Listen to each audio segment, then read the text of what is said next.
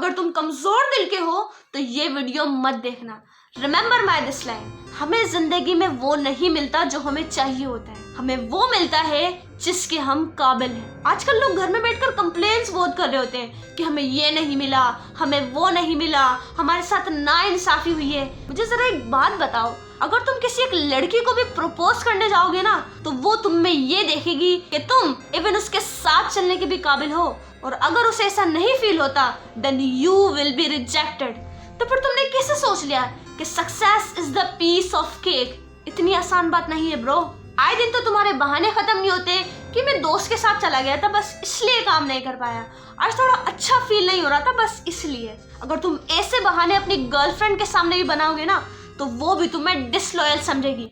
और तुम सक्सेस की बात कर रहे हो, तुम सक्सेस से गद्दारी कर रहे हो, तुम उसके साथ डिसलॉयल्टी कर रहे हो। ये बिल्कुल वैसा है कि एक सिंगर को स्टेज पर देखकर पूरी ऑडियंस चिल्ला रही होती है कि I love this singer, I like this singer, I love his singing, but इसका हरगिज ये मतलब नहीं है कि वो सबको मिल जाएगा। वो सिर्फ उसी को सेलेक्ट करेगा, उसी इंसान को एक्सेप्ट करेगा जो उसे पाने के लिए काबिल है, जो उसके साथ लॉयल है। और तुम सक्सेस की बात कर रहे हो। जब एक इंसान तुम्हारी काबिलियत, तुम्हारी एबिलिटीज को देखकर एक्सेप्ट कर रहा है तो तुम्हें क्या लगता है सक्सेस तुम्हें बगैर सर्टिफिकेट के अंदर आने देगी, जिससे पाने के लिए ना तुमने मेहनत की, ना तुमने एफर्ट्स की, सिर्फ एक कमरे में बैठकर कंप्लेन करते रहे? क्या वो तुम्हारे दरवाजे पर आकर नॉक करेगी? क्या वो तुम्हें अपने रूम में एंटर होने देगी? सक्सेस डिमांड्स सर्टिफिकेट, और वो सर्टिफिकेट होता है एबिलिटी का, वो सर्टिफिकेट होता है काबिलियत का कि तुमने कितनी एफर्ट्स बनाई है, खुद पर कितना काम किया है उसे पाने के लिए।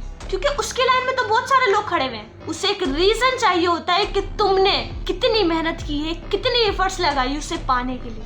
एक सिंपल सी एवरेज लड़की भी तुम्हारा प्रपोजल एक्सेप्ट करने से पहले तुम्हारी काबिलियत देखेगी कि तुम कमाते हो या नहीं, तुम घर चला भी पाओगे, उसके खर्चे उठा भी पाओगे। जब एक सिंपल सी लड़की तुम्हें एक्सेप्ट करने के लिए इतनी डिमांड रख रही है तो तुमने सक्सेस को समझ क्या लिया है?